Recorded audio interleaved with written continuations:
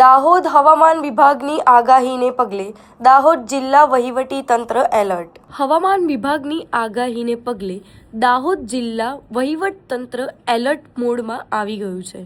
દાહોદ જિલ્લામાં એક એનડીઆરએફ અને એસડીઆરએફની ટીમ તૈનાત કરવામાં આવી છે. દાહોદ ખાતે એસડીઆરએફ અને દેવગઢ બારિયા ખાતે એનડીઆરએફની ટીમ તૈનાત કરાઈ છે.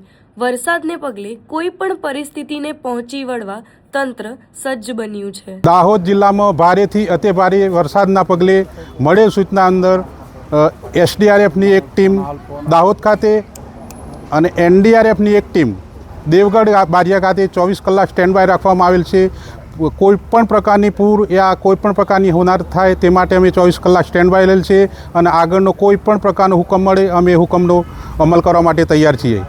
મારું નામ એએસઆઈ જયંતિભાઈ ડાયવણકર, એસઆઈ ગ્રુપ સાત નડિયાદ, કંપની એ, ટીમ બી, એસડીઆરએફ કંપની. અત્યારે દાહોદ જિલ્લાની અંદર બંને ટીમો એસડીઆરએફ ટીમ અને એક એનડીઆરએફ ટીમ. એસડીઆરએફ ટીમ અહીંયા દાહોદ ખાતે ઉપસ્થિત છે અને એનડીઆરએફ ટીમ દેવગઢ બારિયા ઉપસ્થિત છે. વરસાદની આગાહીના આધારે અમે ઇંતજાર કરી રહ્યા છીએ. મામલતદાર સાહેબ યા કલેક્ટર સાહેબનો હુકમ મળે એટલે ગમે ત્યાં કોઈપણ વરસાદની આગાહી પડે ત્યાં તમે રવાના થવા માટે ઓલરેડી તૈયાર છીએ. આપની ટીમમાં કેટલા મેમ્બર છે? અત્યારે અમારા સભ્યો છે અત્યારે 25 જવાનો છે હાજર ઓલરેડી. આપનું નામ? PH Parmar, PSI, group 7 Nadiad, team number 2.